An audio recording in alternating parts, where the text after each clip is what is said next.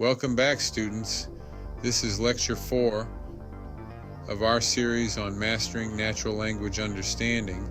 Today we're diving into the heart of NLU, where the magic happens, semantic parsing.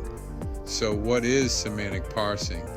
Simply put, it's the process of converting natural language into a machine-readable format. Imagine asking a computer to understand "book a flight to Paris." Semantic parsing breaks this down into actionable data. First, let's talk about intent recognition. Intent is the goal behind a user's query. In our example, the intent is booking a flight. Machines use algorithms to identify this intent, crucial for responding accurately. Next up, entity recognition.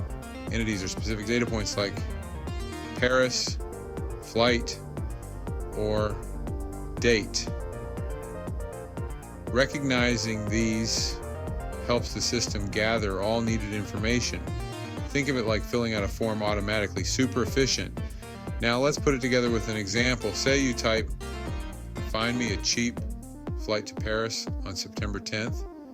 The system identifies the intent as find flight and picks out entities cheap, Paris, and September 10th.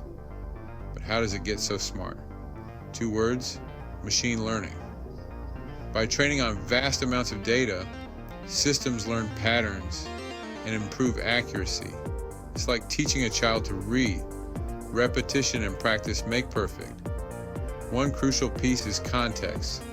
Machines need to understand context to avoid mistakes. For example, Apple could be a fruit or a tech company. Context helps decide which one you mean. To wrap up, semantic parsing, intent recognition, and entity recognition are the backbone of NLU. They work together to make machines understand us better. And with continuous learning, the sky's the limit. Take a second now to hit that subscribe button and stay updated for our next lecture. Now let's dive into some Q&A about NLU. One common question is, how does NLU handle ambiguous queries? Ambiguity is tackled using context and additional data to clarify the user's intent. Another question is, how do NLU systems improve over time? Continuous learning and feedback loops help systems get better with each interaction. Finally, you might be wondering, how secure is the data used in NLU?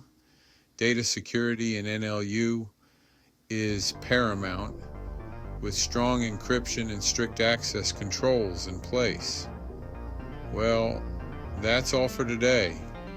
Until next time, keep exploring the wonders of NLU and keep those questions coming. We'll address more in future lectures. Thanks again for joining us, and see you next time.